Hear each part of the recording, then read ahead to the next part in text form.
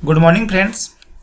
तो ये जो वीडियो है ये सिर्फ उन स्टूडेंट्स के लिए है जो ग्रेजुएशंस में पढ़ रहे हैं और ग्रेजुएशंस के फर्स्ट सेमेस्टर में पढ़ रहे हैं। अभी जो नया एजुकेशन पॉलिसी लागू हुआ है तो विनोबा भावे यूनिवर्सिटी हजारीबाग में फर्स्ट सेमेस्टर के उन सारे बच्चों जो आर्ट्स, कॉमर्स, साइंस या किसी भी बैकग्राउंड से ग्रेजुएशंस कर रहे हैं उन लोगों के लिए एक कॉमन सा सब्जेक्ट लागू किया गया है। उस सब्जेक्ट का नाम है अंडरस्टैंडिंग इंडिया। इस सब्जेक्ट का कोड है CC2 और ये एक ऐसा सब्जेक्ट है जिसमें हर बच्चों के लिए एग्ज़ाम देना ज़रूरी रहेगा। तो आइए देखते हैं सबसे पहले कि सिलेबस क्या रखा गया है अंडरस्टैंडिंग इंडिया में। तो जब आप इसका सिलेबस चेक करके देखेंगे तो आपको सबसे पहले ये वाली दिखाई देगा कि ये है understanding India, subject code CC2 और यहाँ पे आपको बता के रखा है कि टोटल एग्ज़ाम आपका 100 मार्क्स का रहेगा और इस 100 मार्क्स में से 25 मार्क्स यानी 25 मार्क्स जो रहेगा वो आपका इंटरनल रहेगा और बाकी का जो 75 मार्क्स है वो एक्सटर्नल रहेगा।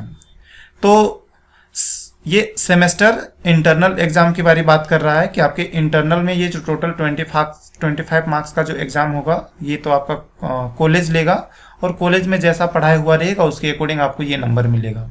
तो हम लोगों को तो इसमें बात नहीं करना है इस 25 मार्क्स में, हम लोगों को बात करना है जो रिमेनिंग 75 मार्क्स का जो एग्जाम होगा आप लोगों का एक्सटर्नल। तो इस 75 मार्क्स के ऊपर अभी हम लोगों को बात करना है। तो देखिए ये जो 75 मार्क्स का आप लोगों का एग्जाम होगा ये आपका 2 ग्रुप में क्वेश्चंस पूछा जाएगा। ये बोल रहा है कि there will be 2 group of questions. तो आपके पास 2 ग्रुप क्वेश्चंस रहने वाला है। Group A will contains 3 questions. तो ग्रुप A में आपके पास 3 क्वेश्चंस रहेगा in which all are to be answer, यानी कि ग्रुप A में 3 क्वेश्चंस रहेगा और तीनों क्वेश्चंस का आपको आंसर देना मैंडेटरी है।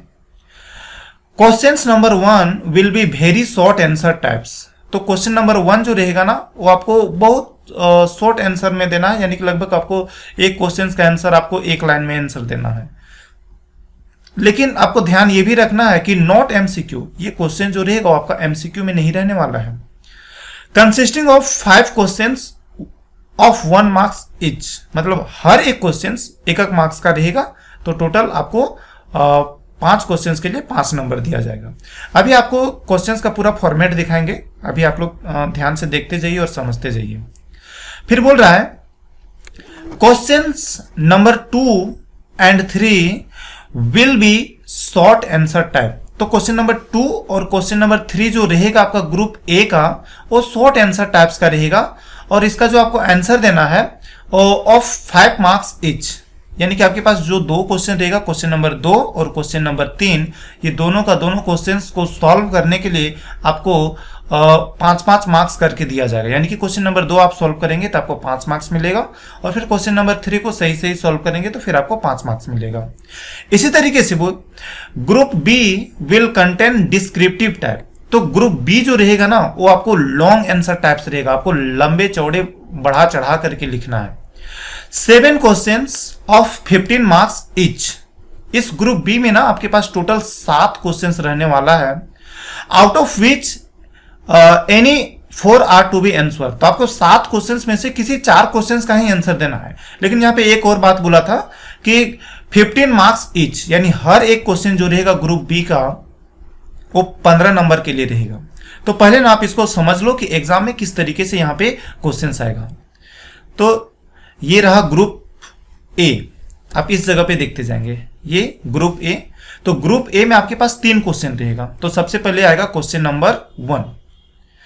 ये ग्रुप A आपका टोटल 15 मार्क्स का है और इसमें कोई भी क्वेश्चन यानी 3 क्वेश्चन है ना, तीनों का तीनों क्वेश्चंस को आपको आंसर देना है, आंसर ऑल द क्वेश्चंस, यानी ग्रुप A का आपको कोई भी क्वेश्चंस को छोड़ना नहीं है।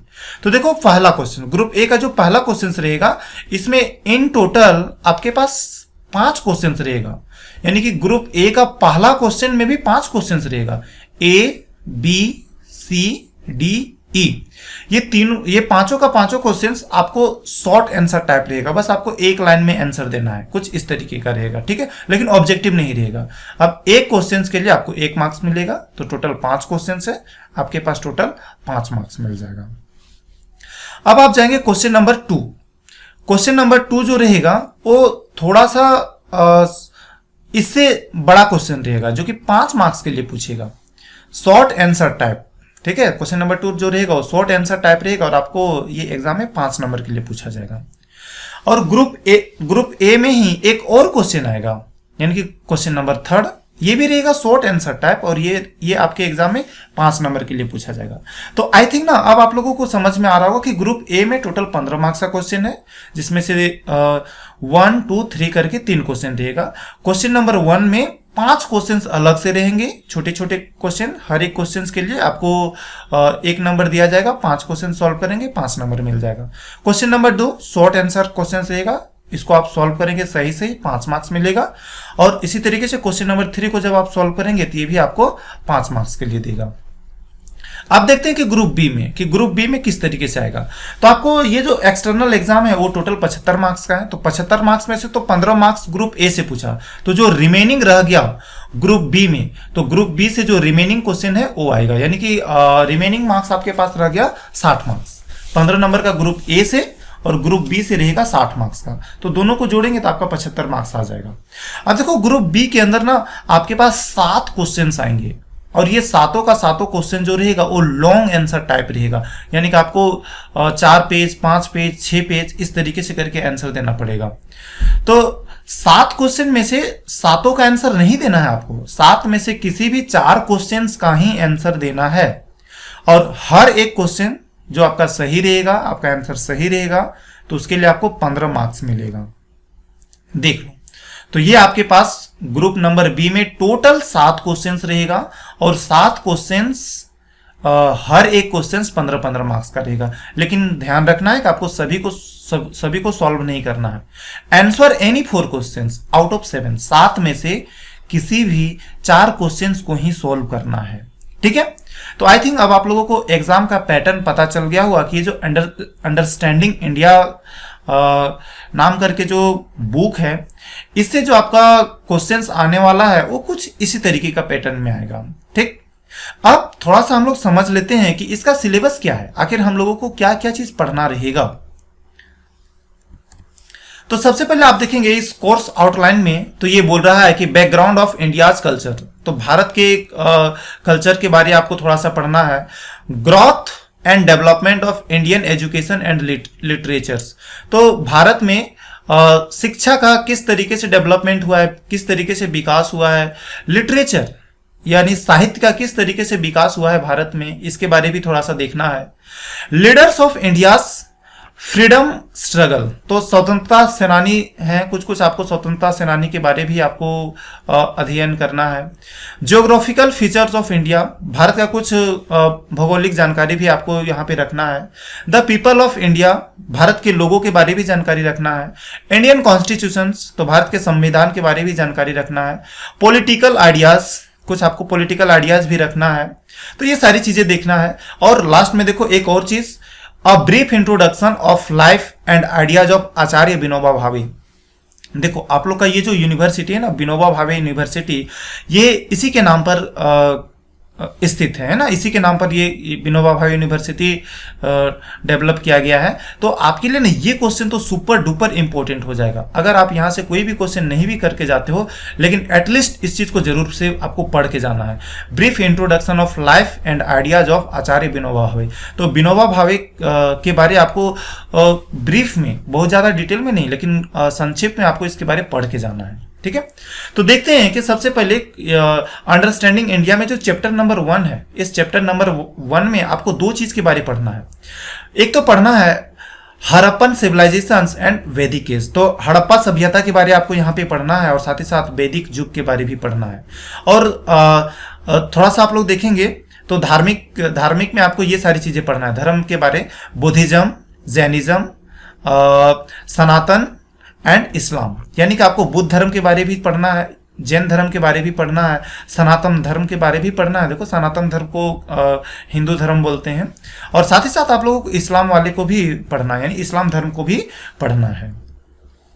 नेक्स्ट देखेंगे चैप्टर नंबर 2 में। तो चैप्टर नंबर 2 में आपको बोला गया है भारत नाट्य शास्त्र। ये बुक कालिदास के द्वारा लिखा गया, आपको ये भी चीज पढ़ना है। पाणिनि, पतंजलि, ये सारी चीजें आपको देखना है।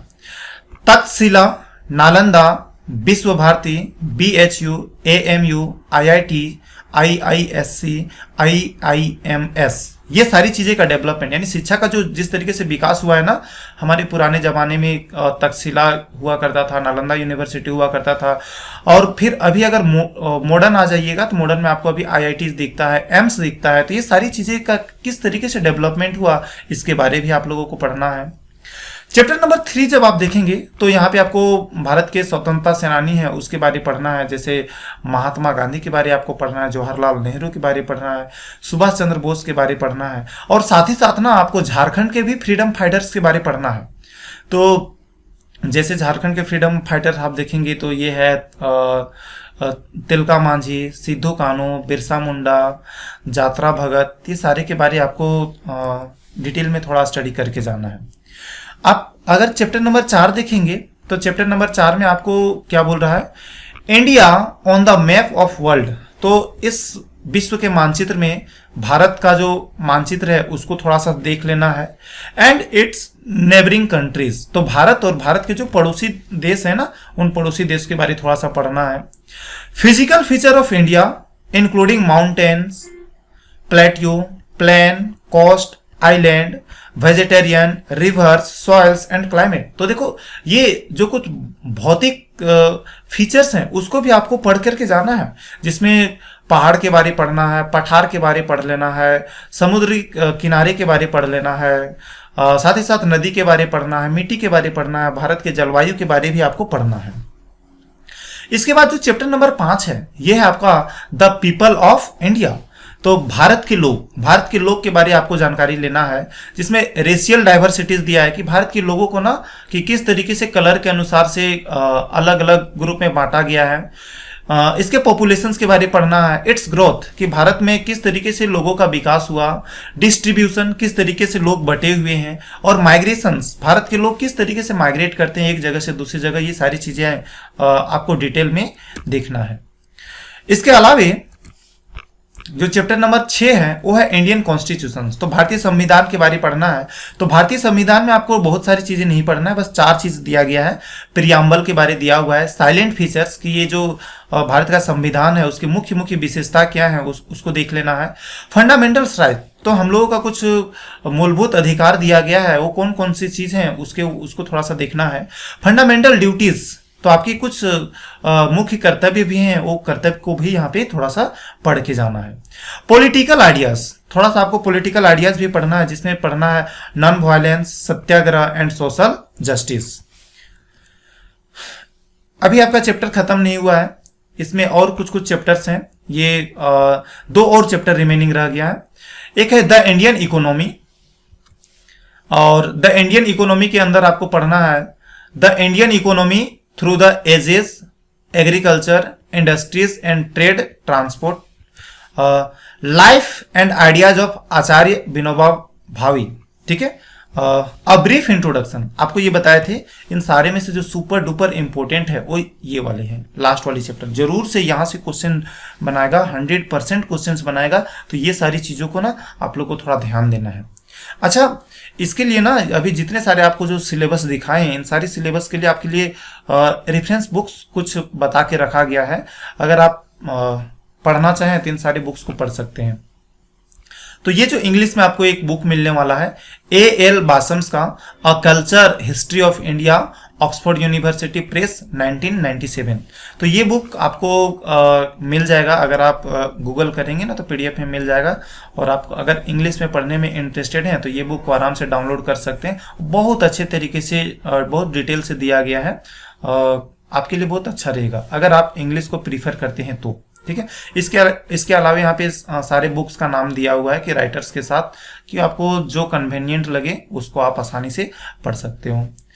अगर आप हिंदी मीडियम से हैं, दैट मीन्स कि अगर आप ये जो अंडरस्टैंडिंग इंडिया है इसको अगर आप हिंदी में लिखना चाहते हो, इसका एग्जाम हिंदी में देना चाहते हो, तो आप ना इस बुक को प्रीफर करना।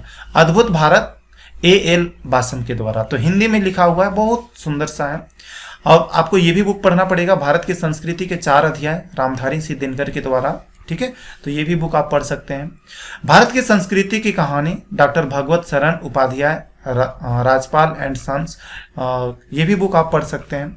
भारत का भूगोल, जो आपका ज्योग्राफी वाला सेक्शन था, ये माजिद हुसैन के द्वारा लिखा गया है, आप ये भी बुक पढ़ सकते हैं।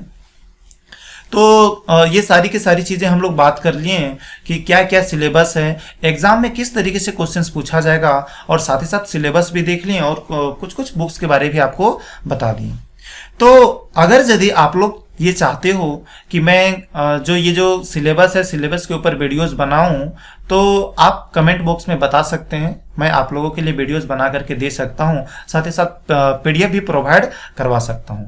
साथ ही साथ आप लोग ग्रुप कमेंट बॉक्स में ये भी टाइप्स करेंगे कि आपको वीडियो किस लैंग्वेज में चाहिए, इंग्लिश में चाहिए या तो फिर हिंदी में चाहिए।